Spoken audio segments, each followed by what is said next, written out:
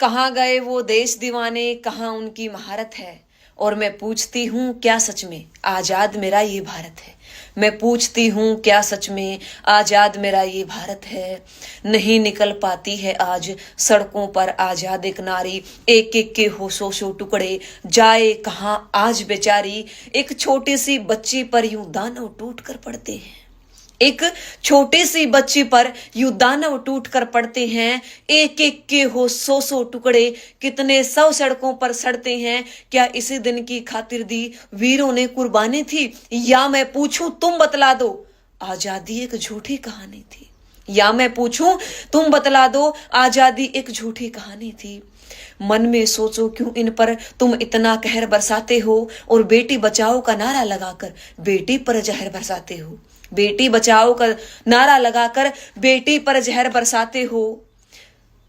क्या सारी झांसी की रानी, क्या झांसी की रानी ने इसीलिए लड़ी लड़ाई थी, और जिसकी खातिर आजादी पाई वो भारत माता एक बेटी की परछाई थी। वो भारत माता एक बेटी की परछाई थी।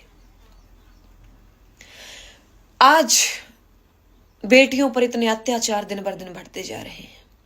बेटी जब घर से निकलती है तो उसे इस दृष्टि से देखा जाता है कहीं वो कोई पाप कर रही हो। कहने को तो समाज बहुत बदला है, समाज के अंदर परिवर्तन बहुत आए हैं, लेकिन आपको तभी पता चलेगा कि समाज के अंदर कितने परिवर्तन आए हैं जब आप एक बेटी की जिंदगी को जी करके देखेंगे। जब आप एक बेटी बन करके घर से निकल करके देखेंगे।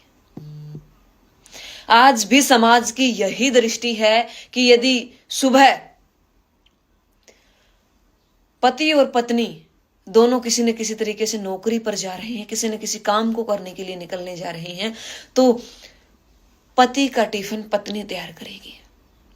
आज भी लोगों को एक पढ़ी लिखी नौकर चाहिए, न कि एक पत्नी चाहिए।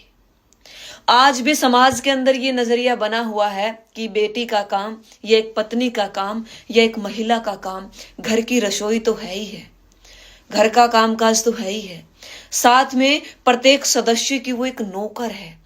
जो काम उसको बोला जाएगा वो काम उसको करना पड़ेगा। आखिर कब तक हम बेटियां इन चीजों से जूझती रहेंगी? कब तक हम बेटियां सशक्त नहीं बन पाएगी? सबसे पहले यदि आप अपनी बेटी को संस्कार देते हो तो उसको संस्कार ये मत दीजिए कि आप पढ़ लिख जाइए, नौकरी कीजिए। आप अपनी बेटी को ये कहिए कि वो खुद की